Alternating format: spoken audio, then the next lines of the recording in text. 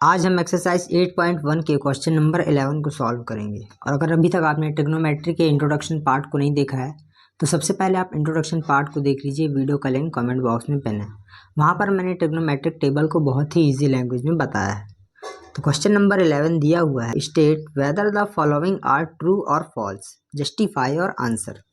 बताइए कि निम्नलिखित कथन सत्य हैं या असत्य, कारण सहित अपने उत्तर की पुष्टि कीजिए। फर्स्ट दिया हुआ है, the value of tan a is always less than 1। तो हमें ये चेक करना है कि tan a की वैल्यू क्या हमेशा 1 से छोटी होती है। यहाँ पर देखिए, यहाँ पर है tan और यहाँ पर है a।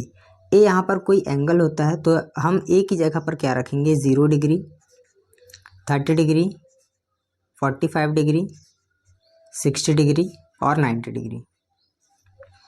जब हम इन्हें रखेंगे और इन्हें रख के सॉल्व करेंगे और अगर इनकी वैल्यू 1 से कम आती है तो हम कह सकते हैं कि गिवन स्टेटमेंट इज ट्रू। तो सबसे पहले हम 0 डिग्री रखेंगे, तो tan 0 डिग्री रखते हैं, तो tan 0 डिग्री की वैल्यू होती है 0। अब 0 1 से छोटी है तो ये तो चलो ठीक है, 1 से छोटी आ गई। अब जब हम रखते हैं 30 डिग्री तो tan 30 डिग्री की वैल्यू होती है 1/√3। और जब हम इसे सॉल्व करते हैं तो √3 की वैल्यू होती है 1.732।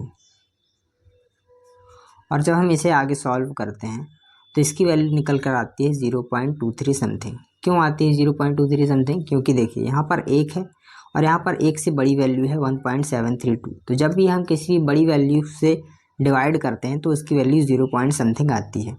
तो ये हो गया tan 30 की वैल्यू। अब जब हम 45 डिग्री रखते हैं तो tan 45 डिग्री की वैल्यू होती है 1। तो देखिए यहाँ पर हमें कहा गया था कि the value of tan a is always less than 1। अब यहाँ पर tan a की वैल्यू आ गई 1, तो यहाँ से तो ये प्रूफ हो गया कि ये वाला स्टेटमेंट फॉल्स है। लेकिन अभी हम 60 और 90 डिग्री को भी रख कर देखते हैं। तो जब हम 60 डिग्री रखते हैं तो tan 60 डिग्री की वैल्यू होती है √3।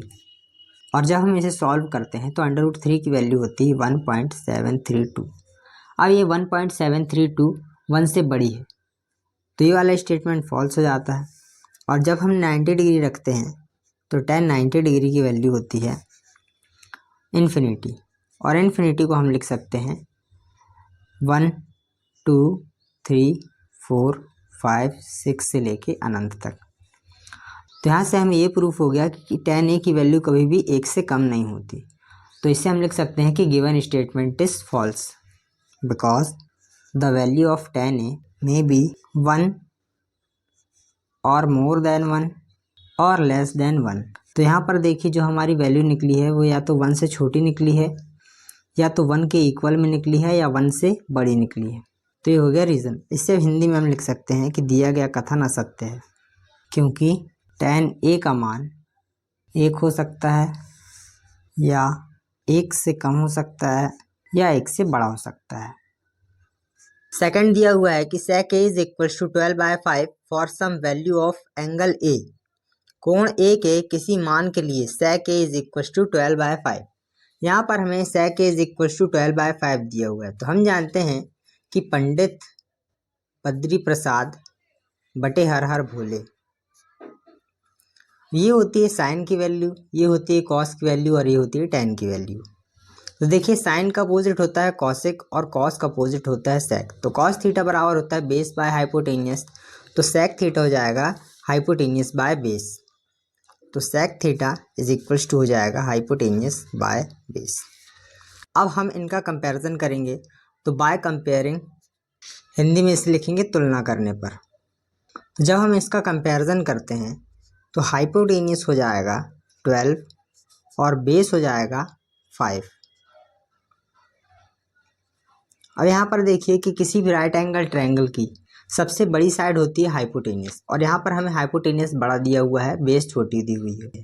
तो ये वाला स्टेटमेंट राइट हो जाएगा। तो हम यहाँ पर लिख सकते हैं कि given statement is true because in a right angle triangle hypotenuse is always largest side. तो ये था क्वेश्चन नंबर सेकेंड।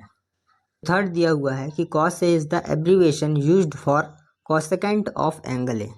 अब देखिए यहाँ पर हमें कहा गया है कि cos a कोण a के कोसेकेंट के लिए प्रयुक्त एक संक्षिप्त रूप है। तो देखिए cos का फुल फॉर्म होता है कोसाइन, तो कोसाइन a का एब्रीविएशन होगा cos a। और यहाँ पर हमें कहा गया है कि कॉस ए का एब्रीविएशन होता है कॉसेकेंट ए। और देखिए कॉसेकेंट ए का शॉर्ट फॉर्म होता है कॉसेक थीटा, इसे हम लिखते हैं कॉसेक ए। तो कॉसेक ए का एब्रीविएशन होता है कॉसेकेंट ए। और यहाँ पर हमें कहा गया था कि कॉस ए कोण ए के कॉसेकेंट के लिए प्रयुक्त एक संक्षिप्त रूप है। तो ये वाला स्टेटमेंट फॉल्स हो जाएगा। तो हम लिख सकते हैं कि given statement is false because cos A is not abbreviation used for cosecant of angle A. और हिंदी में से लिखेंगे कि दिया गया कथन असत्य है, क्योंकि कॉस ए कॉसेकेंट के लिए प्रयुक्त एक संक्षिप्त रूप नहीं है। फोर्थ दिया हुआ है कॉट और ए का गुणनफल होता है। देखिए मैंने आपको इंट्रोडक्शन पार्ट में ही बताया था कि कॉट और ए एक सिंगल टर्म होते हैं, ये इन दोनों का मल्टीप्लिकेशन नहीं होता है। तो इसे हम लिख सकते हैं कि given statement is false because cot A is a single term. Hindi में से लिख सकते हैं कि दिया गया कथन असत्य है, क्योंकि कॉट और ए एक साथ प्रयोग किए जाते हैं। तो ये था क्वेश्चन नंबर 4। अब हम क्वेश्चन नंबर 5 को सॉल्व करेंगे। फिफ्थ दिया हुआ है sine theta is equals to 4/3 for some angle theta. किसी भी कोण थीटा के लिए साइन थीटा बराबर 4/3। यहाँ पर हमें sine theta is equals to 4/3 दिया हुआ है। तो हम जानते हैं कि sine theta is equals to होता है परपेंडिकुलर अपॉन हाइपोटेनियस। तो जब हम इसका कंपेयरिंग करेंगे तो बाय कंपेयरिंग, हिंदी में से लिखेंगे तुलना करने पर। तो जब हम इसका कंपैरिजन करते हैं तो परपेंडिकुलर हो जाएगा 4 और हाइपोटेनियस हो जाएगा 3। अब देखिए किसी भी राइट एंगल ट्रायंगल की हाइपोटेनियस जो होती है सबसे लार्जेस्ट साइड होती है, और यहाँ पर हमें हाइपोटेनियस को छोटी दी हुई है और परपेंडिकुलर बड़ी दी हुई है। तो हम कह सकते हैं कि given statement is false because in a right angle triangle hypotenuse is always largest side. Hindi में से लिखेंगे कि दिया गया कथन असत्य है, क्योंकि किसी भी समकोण त्रिभुज की कर्ण भुजा सबसे बड़ी होती है।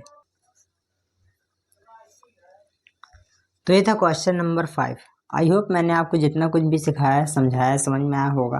अगर आप भी ऐसी इन्फॉर्मेशनल वीडियो को मिस नहीं करना चाहते हैं तो चैनल को सब्सक्राइब कर लीजिए, और अगर वीडियो अच्छी लगी हो तो वीडियो को लाइक कर दीजिए। मिलेंगे अगली वीडियो में, तब तक के लिए बाय बाय, टेक केयर।